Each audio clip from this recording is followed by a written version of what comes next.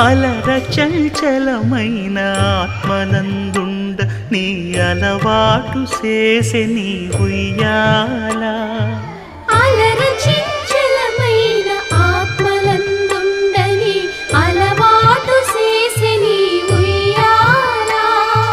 పలుమారు ఉచ్ఛ్వాస పవనమందుండ నీ భావంబు తెలిపే నీ ఉయ్యాల